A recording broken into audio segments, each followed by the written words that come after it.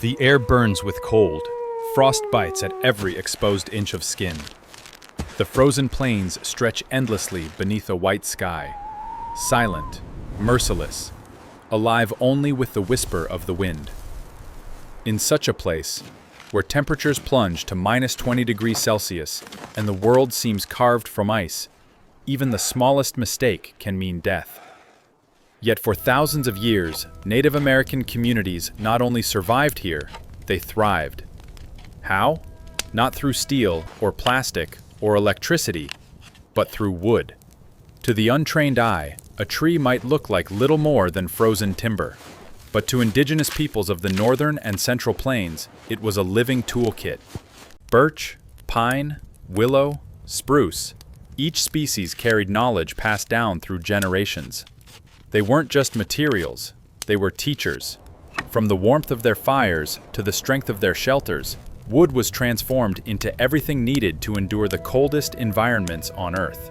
When blizzards buried the plains, wooden snowshoes carried hunters across ice. When winds howled through open valleys, wooden frames shaped lodges that stood unbroken. Even food and water depended on wood. Hollowed birch containers stored dried meat. Pine bark lined boiling pits, and spruce resin became nature's waterproof sealant. Every branch, every bark layer had purpose. Nothing was wasted. What's most astonishing is how this knowledge was ecological, not extractive. Trees were never taken without thought. Harvesting was timed with the seasons, when sap was low, when bark could peel cleanly, when growth could recover. For every tree felled, another was nurtured. Survival wasn't conquest. It was collaboration with nature. In this documentary, we'll uncover how Native American woodcraft unlocked the secrets of frozen survival, from fire, food, and tools, to architecture and travel.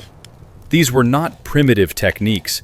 They were precise systems of knowledge that turned the harshest landscapes into livable homes. So the next time you see a tree on a frozen plain, look again. You're not seeing just wood.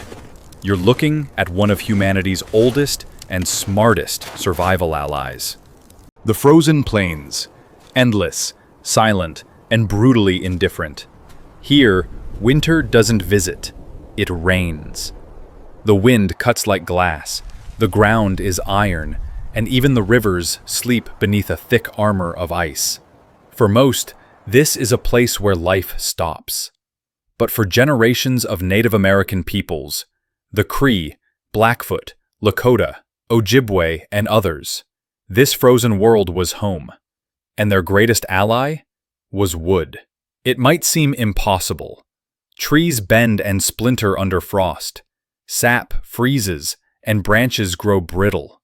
Yet somehow, indigenous builders, hunters, and families turned this fragile element into a fortress of warmth and survival. Birch bark became waterproof armor. Pine resin sealed wounds and tools alike. Willow bent into snowshoe frames that carried footsteps over miles of white silence. Their genius wasn't in abundance, it was in adaptation. They saw what the frozen world offered and transformed it into a system of survival, a delicate partnership between human skill and natural rhythm. And before we go deeper, make sure you hit that subscribe button, because every day we uncover new stories about Native Americans and their genius ways of survival, from fire in the blizzard to food under the ice. You won't believe what tomorrow's lesson from history will reveal. Now, back to our storm. Imagine cutting firewood when even steel freezes, or crafting shelter from frozen saplings that creak like bones. Every act was a calculation, every tree a decision that meant life or death. Yet somehow, they did it. Not just surviving the cold, but shaping it into an ally. The question is, how? That's where our journey truly begins. To survive the frozen plains, the first skill was not hunting. It was reading the trees. Each species held secrets, and Native Americans knew them all. To them, forests weren't just scenery. They were toolboxes, crafted by the earth itself. Birch was the giver of life. Its bark, thin yet waterproof, peeled cleanly even in winter. It became the outer skin of storage containers, snowproof wrapping for food, and the perfect fuel for kindling, igniting easily even when damp. Birch bark's natural oils burned bright and hot, a fire starter when everything else failed. Its wood, meanwhile, was carved into sled runners and utensils, durable and resistant to splitting in the cold. Pine was the flame's companion. Its dense heartwood burned long and steady, while its resin, that golden, sticky sap, sealed wooden joints, healed wounds, and waterproofed everything from moccasins to canoe seams. Hunters also chewed hardened pine resin to keep their mouths moist in the dry, frigid air. Willow bent, but never broke. Flexible and strong, it was the skeleton of snowshoes, fish traps, and shelters. Even in frozen soil, its shoots could be harvested and reshaped with heat, turning supple once again. And when dried, willow bark brewed into medicine, a natural pain reliever long before aspirin. The knowledge didn't end there. Spruce, tamarack, and cedar offered fibers, poles, and smoke that repelled insects during thaw seasons. Each tribe's woodcraft was tailored to their land, a language of adaptation spoken through tree rings and sap. Choosing the right wood wasn't luck, it was intuition, built on generations of observation. To fell a tree was to make a promise, to use it wisely, to waste nothing, and to give thanks. In these frozen lands, a single log could mean the difference between warmth and a night that never ends. In the frozen plains, survival began with one commandment: build fast, build smart, and build warm. Native American ingenuity transformed wood into the backbone of winter architecture, creating shelters that defied the elements with elegance and precision.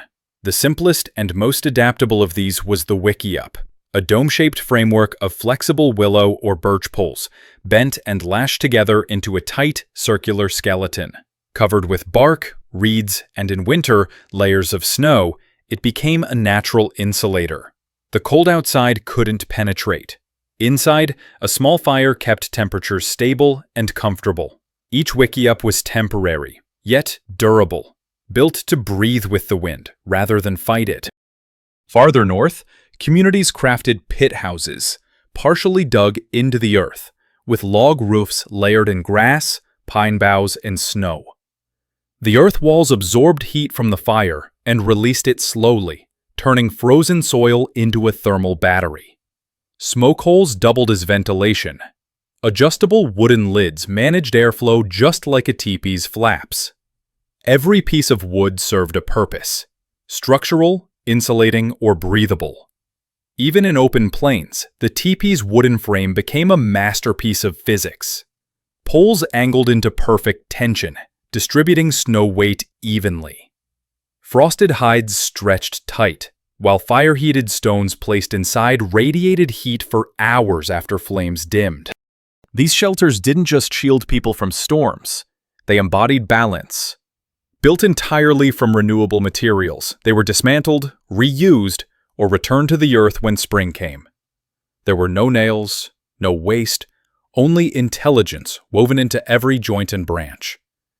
Each shelter stood as proof that survival in the cold didn't demand resistance to nature. It required partnership with it. Every wall of wood whispered the same truth. Warmth is not built by force, but by understanding. In the frozen plains, fire was not a luxury. It was the heartbeat of survival. And in a land where the wind howled and moisture clung to every log, creating that heartbeat required skill as sharp as any blade. Native American Firecraft turned frozen wood into living flame through a blend of patience, physics, and sacred respect. It began long before the storm. Hunters gathered three kinds of wood: tinder, kindling, and fuel. Tinder came from birch bark, pine shavings, or dry fungus scraped from tree trunks. Birch bark, rich in natural oils, could ignite even when soaked with snow. Kindling was willow or cedar twigs, light, fast-burning, ready to catch.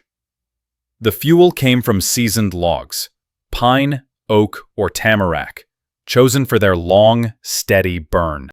But the magic wasn't just in the materials, it was in the method. Fire was coaxed, not forced. Flint struck against pyrite. A spark leapt into a bird's nest of tinder. Steady breaths nurtured it into life. In some tribes, a bow drill crafted from willow and sinew generated friction to birth flame. That first wisp of smoke wasn't just heat. It was hope. Once alive, the fire was managed like a living being. Stones were placed around it to absorb and radiate warmth. Ashes were saved to smother embers overnight and rekindle them at dawn. The placement of the fire inside a shelter followed precision, central, aligned beneath a vent, never too close to walls. Fire was more than warmth. It was light, spirit, and ceremony. Elders told stories around it. Families cooked by it. And the storm outside seemed to lose its voice. In every spark that glowed against the dark, there was one simple truth. Survival isn't just about making fire. It's about keeping it alive. In the frozen wilderness, every tool had to earn its place. There were no metal forges, no manufactured blades. Yet Native American hunters, builders, and gatherers shaped an entire arsenal from wood, stone, and sinew. Their tools weren't crude, they were precise, purpose-built instruments for survival, designed to withstand cold, wind, and time itself. The wooden club was among the simplest yet most versatile. Crafted from the dense heartwood of ash or hickory, it served as a weapon, a hammer, or a digging tool for breaking frozen ground. Each was personalized, curved handles, carved grips, and weighted ends that balanced perfectly in hand. Some were ornamented with fur or beads, transforming practicality into art. Then came the wooden wedges and mallets, the unsung heroes of winter life. Wedges split thick logs for fuel. Mallets drove stakes deep into frozen soil to anchor shelters. Without them, firewood and frames would have been impossible to manage. Hunters also carried throwing sticks, aerodynamic, boomerang-like tools used to hunt small game when arrows were scarce. Even more impressive was the crafting of bows and arrows. The bow, often made from hickory, Osage orange, or ash, represented mechanical genius. Its elasticity and tension were tuned through heating, bending, and sinew reinforcement. Arrows, fletched with bird feathers, used wooden shafts polished smooth with animal fat for aerodynamic precision. These weren't rough weapons. They were instruments of physics. Light, deadly, efficient. Each piece of wood was selected, shaped, and tested by instinct, refined over centuries. There were no spare materials, no excess. Every tool carried a story, carved, sharpened, and handled with care. In the frozen plains, wood wasn't just a resource. It was the difference between creation and collapse, proof that true craftsmanship thrives when necessity meets wisdom. On the frozen plains, standing still meant freezing, and freezing meant death. Movement was life. But in a world buried beneath snowdrifts and slick with ice, even a single step could swallow a person whole. The solution wasn't brute strength or luck. It was woodcraft. Ingenious, simple, and ahead of its time. The snowshoe was one of humanity's earliest technologies of adaptation, and Native American designs remain unmatched even today. Crafted from bent willow or ash, snowshoes turned the impossible into the effortless. Their wide-webbed frames distributed body weight across the snow's surface, allowing hunters and travelers to glide instead of sink.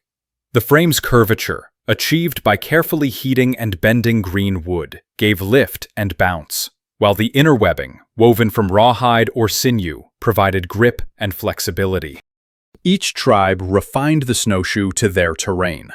The Cree and Ojibwe favored long, narrow trail shoes for deep forest snow. Plains tribes used shorter, rounded frames for open terrain. No two designs were identical, but all shared one truth: survival through precision. Beside them came another marvel, the sled, or toboggan, a symbol of endurance and engineering. Made from smooth, steamed planks of birch or pine, sleds curved gracefully at the front to cut through snowdrifts. Hunters lashed hides to their runners for glide and durability, while travelers used sleds to haul firewood, hides, and even the sick or elderly through winter storms. These wooden inventions were more than transport. They were freedom. They turned frozen plains into highways and made long-distance hunting, migration, and trade possible, even under crushing snow. Every glide, every pull, was powered not by engines or gears, but by intelligence, by wood bent to the will of survival and shaped through centuries of observation. In a land where rivers froze solid and the ground turned to stone, food was more than sustenance. It was strategy. For Native Americans living on the frozen plains, survival depended on preserving nourishment long after the hunt was done. And once again, wood was the key. From cooking and storing to drying and smoking, it became the quiet technology that kept entire communities alive through months of relentless cold. After every hunt, meat and fish were cut into thin strips and hung across wooden drying racks made from green willow or pine. Positioned near slow, smoky fires, these racks turned fresh game into jerky or pemmican ingredients, food that could last for seasons without spoiling. In freezing winds, this process doubled as natural refrigeration. The air itself became part of the preservation system. For storage, hollowed-out birch logs or carved wooden containers served as winter pantries. Their natural insulation and moisture resistance kept food dry, pest-free, and safe from freezing cracks. Even underground caches were lined with bark or planks to prevent spoilage when snow thawed. Cooking in winter demanded equal mastery. Wooden stirring paddles, ladles, and boiling pit linings made from heat-treated oak or pine allowed cooking over coals without scorching.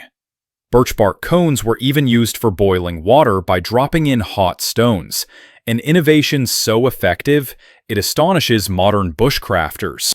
But food wasn't just about technique. It was about community. Hunters brought wood for the fires. Elders tended racks and smoke pits. Children collected resin and bark for sealing and flavoring. The work itself became rhythm, a harmony between fire, wood, and nourishment. Through these wooden innovations, food became more than survival. It became continuity. Every drying rack and carved bowl told the same story. When nature froze, wisdom stayed warm. Surviving the frozen plains wasn't just about food and shelter. It was about healing. In a world of biting winds and frostbitten skin, Native Americans turned once again to the forest, finding within its bark, resin, and roots a pharmacy powerful enough to battle the cold. Every tree held medicine, and every cure was learned through generations of listening to the land. The pine tree was one of winter's greatest healers. Its resin, sticky and aromatic, was warmed by the fire and applied to wounds as an antiseptic salve, nature's first antibiotic. The inner bark, scraped and boiled into a mild tea, provided vital vitamin C, preventing scurvy when fresh plants were scarce. Pine needles, steeped in hot water, became a fragrant brew that soothed coughs and replenished strength. From the willow tree, healers harvested bark rich in salicin, the natural compound later used to create aspirin. A simple decoction could reduce fever and ease muscle pain from long days of hunting or hauling sleds. Birch, too, offered relief. Its bark oil was rubbed into sore joints, while its smoke, when burned, purified air within shelters. Even the smell of wood smoke held purpose. Cedar and sweetgrass were burned not just for ceremony, but to cleanse the air, drive away insects, and restore a sense of calm during long, dark storms. The teepee or wickiup, filled with the earthy scent of pine and cedar, became both home and healing space. In the frozen silence of the plains, health wasn't separated from the environment. It was woven into it. Trees offered warmth, medicine, and renewal, reminding each generation that even in the harshest cold, the land still gave, if one knew how to listen. For Native American peoples, survival in the frozen plains was never about domination over nature. It was about relationship. Every tree cut, every branch burned, every fiber twisted into rope was part of an exchange.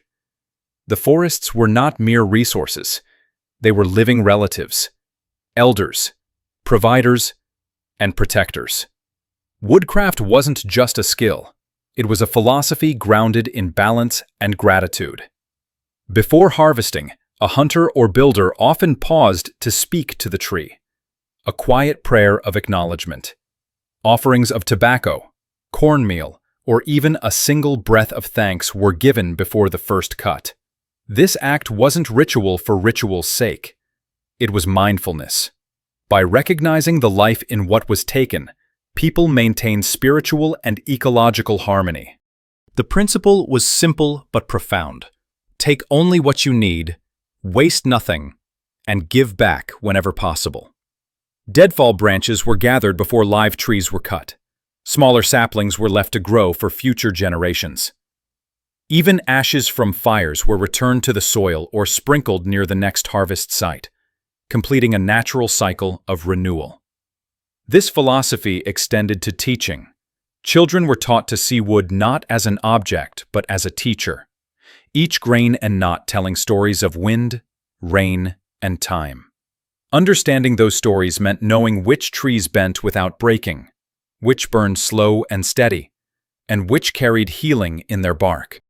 This deep respect ensured sustainability long before the term existed. The forests remained abundant because they were never overused, only honored.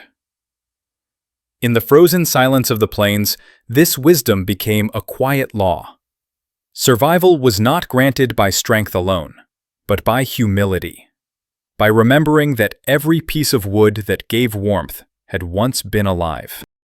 In a world dominated by technology, we often forget that the greatest survival tools ever made required no batteries, no metal, and no factories, only knowledge and respect. The Native American mastery of woodcraft on the frozen plains wasn't a relic of the past. It was a blueprint for sustainable living that modern society is only beginning to rediscover. Today, scientists and survival experts are studying these techniques, not to romanticize them, but to learn from their efficiency. The double-layer insulation of traditional shelters inspired eco-friendly home designs. Snowshoe construction influenced modern Arctic gear. Even pine resin, long used as glue and antiseptic, is now recognized as a biodegradable alternative to synthetic sealants. What was once labeled primitive has become cutting-edge once again. Yet, the deeper lesson runs beyond innovation. It's about perspective. Indigenous woodcraft wasn't about exploiting resources. It was about living in rhythm with them. Every axe stroke, every spark of fire acknowledged that survival was a partnership, not a conquest. In contrast, modern lifestyles often treat nature as expendable, and we are now feeling the consequences: deforestation, climate extremes, and imbalance. Reclaiming this ancient wisdom means more than learning how to build with wood. It means learning how to listen to it. To understand that every fallen tree, every burning log carries both cost and gift. When we remember that, sustainability stops being a slogan and becomes a way of life again. In the end, Native American wood solutions weren't just tools for enduring the cold. They were a philosophy for enduring time. And if we listen closely, their message still echoes through every forest. The earth provides everything we need, as long as we give something back. As the storm fades and the plains return to silence, one truth remains. Survival was never about the cold. It was about connection. For Native American peoples, wood was more than material. It was memory, medicine, warmth, and wisdom. The thread that tied human life to the land. Every spark of fire, every curved snowshoe, every bent willow pole was proof of a civilization that didn't conquer nature. It collaborated with it. Their ingenuity reminds us that true innovation doesn't always look modern. Sometimes it's a wooden frame standing firm against the wind. Sometimes it's a single log burning bright in the dark. And sometimes it's the quiet understanding that the earth gives us everything, if we only learn to see it the way they did. If this journey through the frozen plains opened your eyes to the brilliance of Indigenous survival, don't let the story end here. Subscribe now, because every day we uncover a new story of Native American genius, from their engineering miracles to their timeless survival hacks. Share this video if you believe these lessons still matter today. Not just for survivalists, but for anyone seeking a more grounded, sustainable way to live. And tell us in the comments which invention or practice impressed you most. The Firecraft, the snowshoes, the shelters, or the philosophy that powered them all. Because this isn't just history. It's a mirror. And when we look into it, we see what humanity can be at its best. Creative, humble, and in harmony with the world that shaped us. The fire they built still burns, not just in wood and smoke, but in the knowledge that we are part of the same living earth they once called home.